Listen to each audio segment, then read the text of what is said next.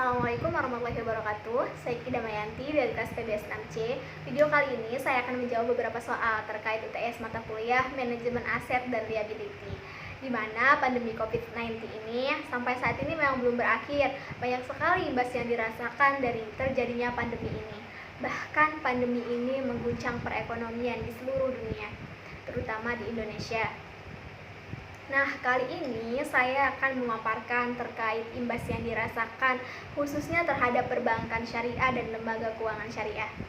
COVID-19 ini memang dianggap menjadi penyebab krisis keuangan global yang paling parah dibandingkan dengan krisis keuangan Asia pada tahun 1997 sampai 1998. Bagaimanapun juga, krisis ini telah mempengaruhi kepercayaan pasar keuangan dan pangan global yang mau tidak mau berimbas kepada seluruh sektor, salah satunya sektor perbankan syariah dan lembaga keuangan syariah. Yang mana salah satu imbasnya yaitu seperti menangani pembayaran cicilan. Yang terdampak COVID-19 ini pasti yang tadinya lancar pembayarannya menjadi tidak bisa mengangsur, sehingga ini akan mengganggu likuiditas lembaga keuangan. Selain likuiditas, pendapatan dan modal lembaga keuangan juga akan berpotensi semakin tergerus. Dalam sektor perbankan syariah yang kegiatan operasionalnya bertumpu pada sektor real, inilah beberapa imbas yang dirasakannya. Yang pertama, terjadi peningkatan risiko likuiditas. Lebih rendah terhadap potensi perpindahan dana dari bank dengan likuiditas rendah ke tinggi di tengah ketidakpastian. Yang kedua, penurunan likuiditas aset keuangan baik pembiayaan maupun surat berharga, sehingga terjadinya penurunan profitabilitas.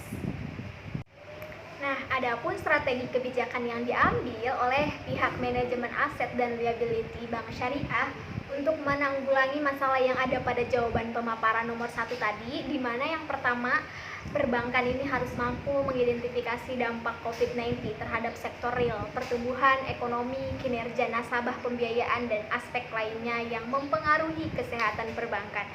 Yang kedua, perbankan ini harus memitigasi risiko kredit dan kecukupan likuiditas. Hal ini dapat dilakukan dengan memahami sektor ekonomi dan nasabah pembiayaan yang terdampak beserta kinerjanya. Yang ketiga, perbankan ini harus melaksanakan stress test kecukupan modal dan likuiditas, sehingga perbankan perlu melakukan analisis skenario terhadap kebutuhan dan ketersediaan modal terkait dengan peningkatan resiko dan kredit. Yang keempat, perbankan juga harus mengoptimalisasi pengelolaan portofolio dengan mengidentifikasi portofolio yang rentan terpengaruh dan terdampak.